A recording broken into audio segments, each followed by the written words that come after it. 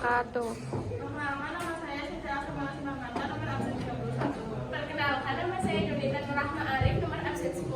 Perkenalkan, nama saya Zara Putra Nisa, nomor absen 7. Perkenalkan, nama saya Dwi Gadira Putri, nomor absen 11. Perkenalkan, nama saya Garis Amalia Veronica, nomor absen 14. Perkenalkan, nama saya Mela Putri, nomor absen 4. Perkenalkan, nama saya Muhammad Sulaiman.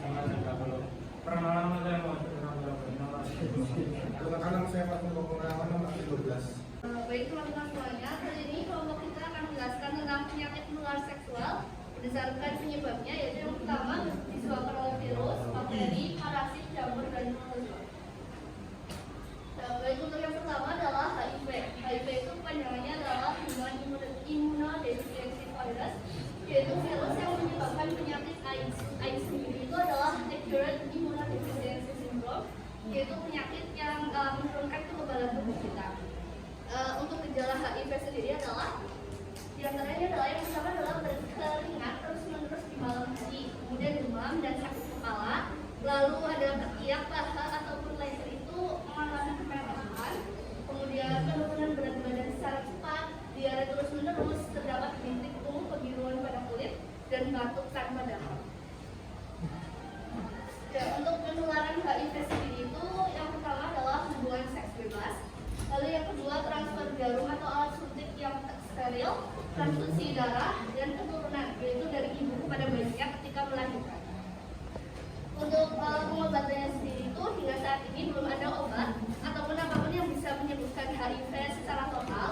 Namun di sini untuk pengobatan HIV itu pada umumnya hanya untuk meredakan gejala dan memperpanjangkan usia sang penderita. Yang kedua yaitu HPV atau Human Papillomavirus, merupakan virus yang dapat menyerang kulit, selaput lendir, tenggorokan, leher rahim, anus, dan mulut. Beberapa jenis HPV yaitu HPV tipe 6 dan 11 dapat menyebabkan kutil kelamin. HPV dapat meningkatkan risiko kanker serviks dan tenggorokan. HPV dapat menyebar melalui hubungan seks, kontak genital, dan dari wanita hamil ke janin. Gejala yang biasa terjadi pada seorang yang terinfeksi HPV sebagai berikut. Yang pertama, benjolan-benjolan kecil di sekitar alat kelamin yang dapat bersatu seperti jeger ayam dan menular. Yang kedua, pada perempuan dapat mengenai kulit daerah kelamin sampai dubur, selaput lendir bagian dalam, dan liang kemaluan sampai leher rahim. Yang ketiga, pada pria terdapat pada penis dan saluran kencing bagian dalam. Herpes kelamin atau herpes genital. Penyakit ini seringkali tidak disadari oleh penderitanya karena bisa jadi tanpa gejala. Namun, pada penderita yang mengalami gejala, keluhannya bisa berupa luka lepuh di kelamin yang terasa sakit dan gatal. Luka lepuh ini muncul 2 hari sampai 2 bulan sejak tertular virus HSV. Ciri-ciri luka lepuh pada herpes kelamin adalah 1. Luka lepuh berisi cairan dan kemerahan di sekelilingnya muncul secara berkelompok. 2. Area luka terlihat bengkak dan terasa luka ketika ditekan. Dan yang ketiga, luka lepuh akan pecah mengeluarkan cairan atau darah lalu membentuk koreng.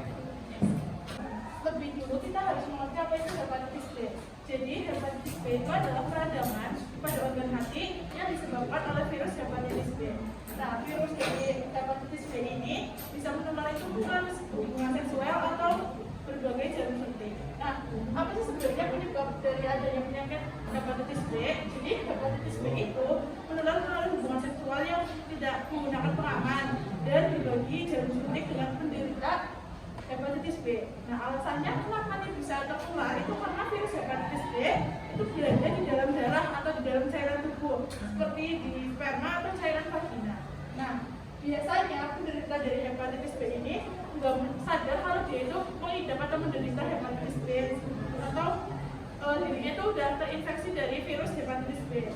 Nah, apa sih gejala awalnya? Jadi, gejala awal dari hepatitis B itu adalah bisa muncul itu setelah 1-5 bulan setelah terpapar. Nah, gejalanya yaitu demam, sakit kepala, mual, muntah, lemas, serta penyakit kuning. Nah, sebelum itu hepatitis B itu tetap bisa disembuhkan, yaitu dengan melakukan pengobatan. Yaitu penanganannya hanya bertujuan untuk meredakan gejala yang muncul. Jadi tidak bisa sembuh, tetapi bisa meredakan gejala yang muncul. Nah, sementara itu pengobatan pada hepatitis B kronis, jadi ada hepatitis B itu beberapa level. Nah, kalau sudah sampai level kronis, itu dengan obat antivirus. Nah, ketika kita mau memakai atau menggunakan obat antivirus ini, harus perlu rutin kontrol ke dokter, karena kita nggak tahu efektivitas pengobatan dan perkembangan penyakit di dalam si penderita hepatitis B. Nah, kita bisa tahu efektivitas pengobatan dan perkembangannya itu cuma bisa lewat dokter. Nah, itu bisa kita tahu itu karena dapat menyebabkan kerusakan hati sampai transplantasi hati. Nah, kalau kita sudah melakukan penanganan itu akan yang tepat dan gaya hidup yang sehat itu penderita hepatitis B dapat hidup normal. Jadi hepatitis B itu juga bisa menular dari ibu hamil ke bayi yang dikandungannya, tidak cuma buat orang dewasa ataupun orang yang lansia, tetapi juga bisa melalui ibu hamil yang ke bayi yang dikandungannya. Selanjutnya, hepatitis D. Hepatitis D adalah infeksi virus yang hanya bisa dialami oleh seseorang yang mengidap infeksi hepatitis B. Cara penularannya mirip dengan hepatitis B, tetapi lebih sering terjadi pada pengguna jarum suntik yang bergantian dibandingkan hubungan seksual. Dan selanjutnya yaitu Moschum contagiosum. Moschum contagiosum dapat berkembang menjadi PMS. Moschum contagiosum adalah jenis penyakit yang mudah sekali menular. Seorang bisa tertular hanya dengan menyentuh lesi pada kulit orang yang mengidap infeksi ini. Orang dewasa berisiko mendapatkannya melalui kontak seksual dengan pengidap infeksi. Virus ini bertahan hidup pada permukaan yang telah disentuh oleh kulit pengidap Molluscum contagiosum. Seorang yang mengidap Molluscum contagiosum menyebarkan infeksi ke seluruh tubuh. Mereka dapat memindahkan virus dari satu bagian tubuh ke bagian tubuh lain dengan menyentuh, menggaruk dan mencukur benjolan lalu menyentuh bagian lain dari tubuh. Seperti apa gejala Molluscum contagiosum? Seorang yang terkena virus M contagiosum tidak melihat gejala infeksi hingga 6 bulan.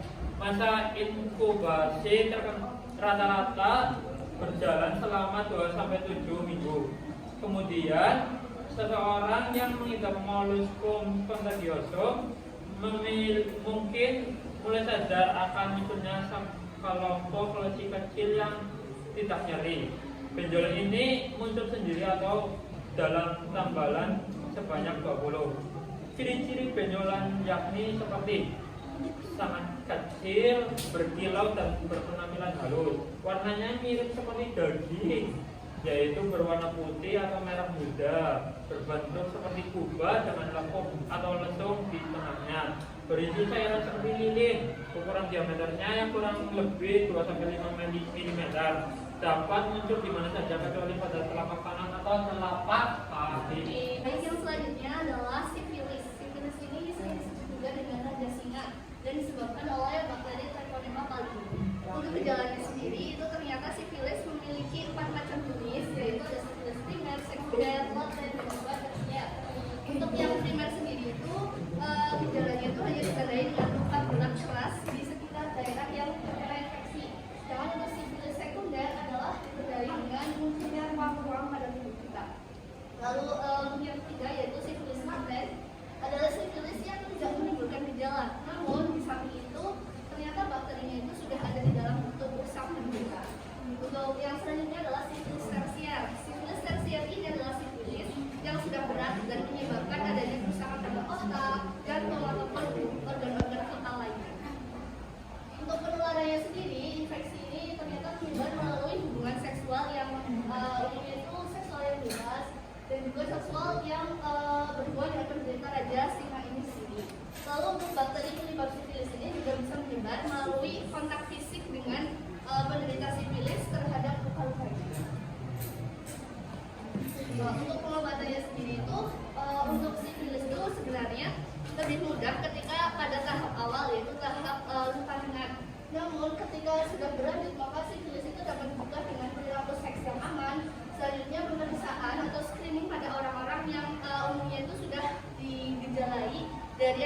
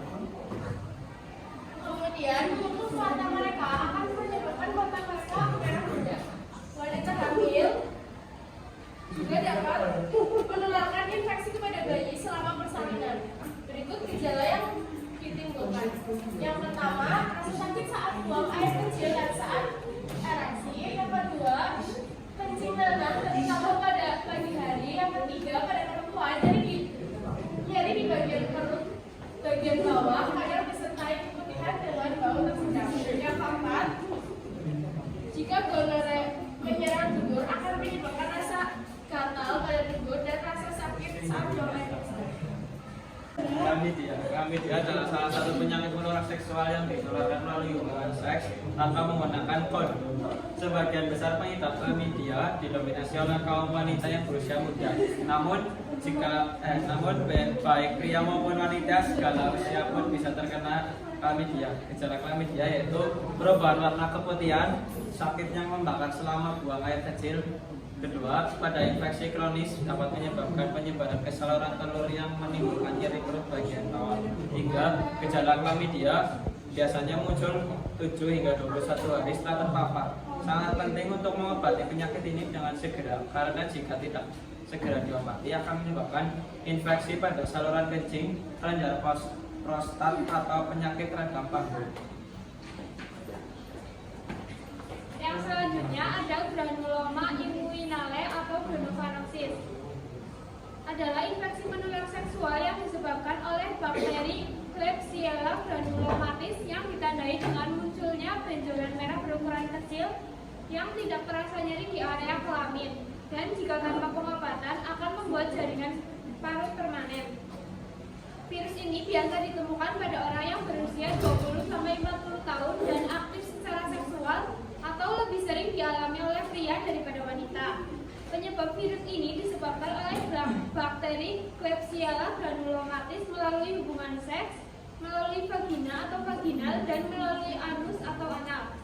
Gejala: rentang waktu terjadinya penularan sampai gejala muncul 1-12 minggu dengan gejala awal benjolan kemerahan berukuran kecil dan tidak menimbulkan nyeri yang muncul di area selangkangan.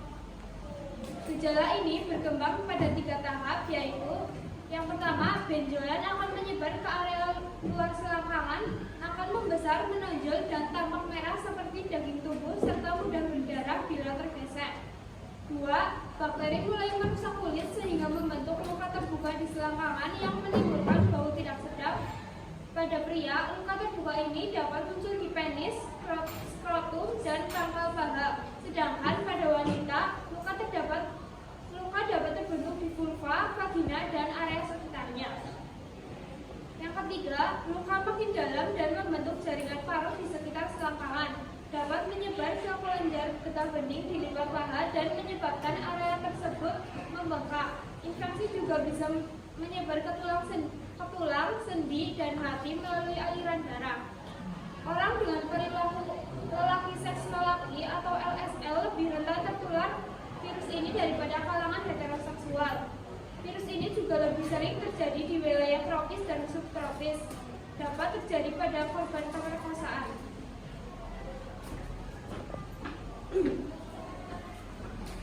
Penyakit menular seksual disebabkan oleh kudis atau scabies. Kudis adalah infeksi kulit yang disebabkan oleh tungai Sarcoptes. Tungai yang sulit terlihat oleh mata ini masuk dan hidup di dalam kulit parasit. Ini bisa ditularkan melalui kontak tubuh secara langsung, melalui baju, peralatan tidur, atau handuk yang terinfeksi. Gejala utama dari kudis adalah munculnya rasa gatal yang hebat, terutama pada malam hari. Rasa gatal ini seringkali muncul di bagian jari, pergelangan tangan, dan kaki, ketiak, atau bisa juga di area kelamin. Terkadang kudis juga bisa mengakibatkan munculnya ruam di bintik kecil. Gejala putus rambut pada kemaluan. Gejala putus rambut pada kemaluan biasanya muncul sekitar 2-4 minggu setelah terinfeksi. Ada beberapa gejala yang dapat muncul bila terinfeksi putus kemaluan. Di antaranya yang pertama yaitu gejala di sekitar organ intim yang semakin parah pada malam hari. Yang kedua, peradangan dan iritasi di area kemaluan. Yang ketiga yaitu muncul bercak hitam yang terlihat di celana dalam. Yang keempat yaitu adanya bintik biru atau bercak kecil darah di kemaluan akibat gigitan kutu. Cobalah untuk memeriksa tidaknya pengumpulan telur atau kutu di sekitar rambut kemaluan atau bagian tubuh lain jika Anda merasa gatal yang parah atau kunjung bilang. Terima kasih. Selanjutnya ada infeksi kandidiasis vaginitas merupakan putihan yang disebabkan oleh jamur Candida albicans. Pada keadaan normal, spora jamur ini memang terdapat di kulit atau di dalam lubang kemaluan perempuan. Akan tetapi pada keadaan tertentu, jamur ini dapat meluas sedemikian rupa sehingga menimbulkan keputihan. Gejala yang mungkin timbul akibat candidiasis vaginitas, yaitu keputihan berwarna putih susu, bergumpal, disertai rasa gatal, panas, dan kemerahan di kelamin dan sekitarnya. Selanjutnya ada Tinea trigis. Penyakit menular seksual ini adalah infeksi jamur yang menyerang kulit di sekitar alat kelamin pada paha bagian dalam serta pantat. Penderita Tinea trigis biasanya akan merasakan muncul ruang kemerahan berbentuk lingkaran yang terasa gatal pada bagian kulit yang terinfeksi.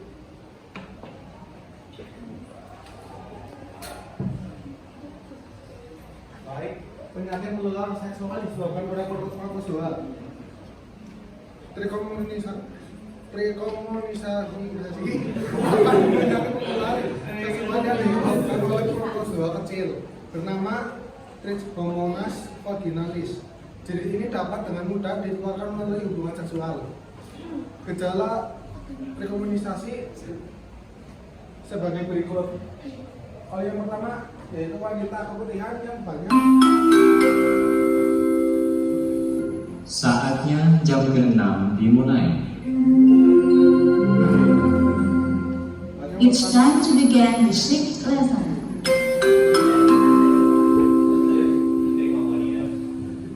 Baik, yang pertama yang terjadi pada wanita, yang pertama keputihan yang banyak, kadang berbusa, berwarna kehijauan dan mengeluarkan bau busuk, nyeri saat berhubungan seksual atau saat buang air kecil. Yang kedua, pria, intensitas buang air kecil lebih sering dari biasanya. Merasa perih setelah buang air kecil, cairan pada kelamin berwarna keputihan, terjadinya inflamasi pada kulit kemaluan. Sekian dari kelompok kami. Apakah ada yang ingin ditanyakan?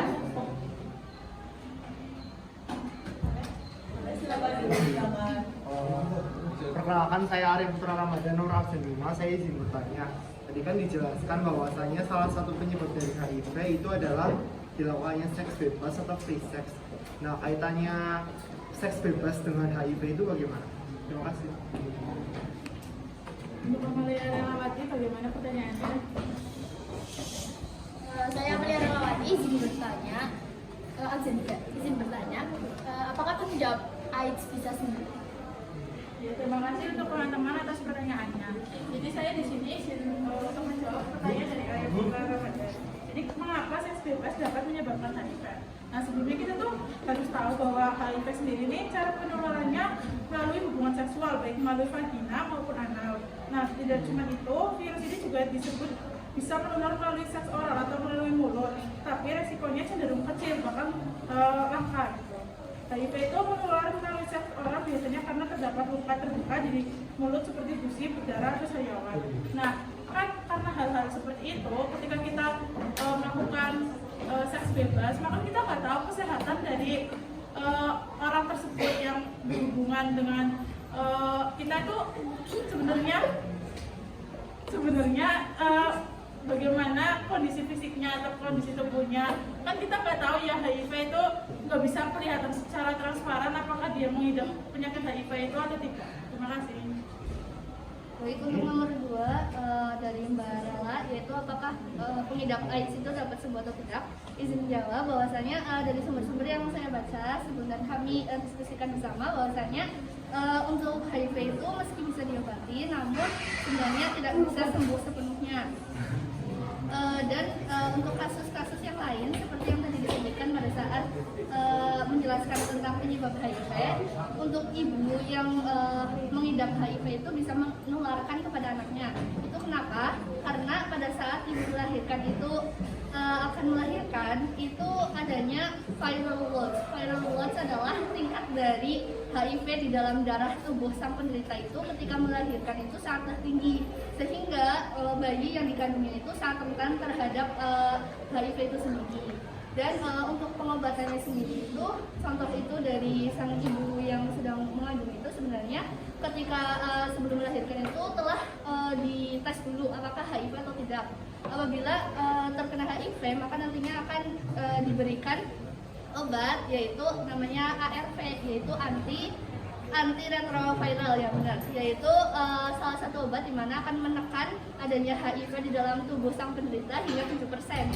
Sehingga nantinya ketika melahirkan ibu itu bisa kemungkinan kecil untuk bisa menularkan resikonya terkena HIV pada bayinya. Itu Mbak. Terima kasih.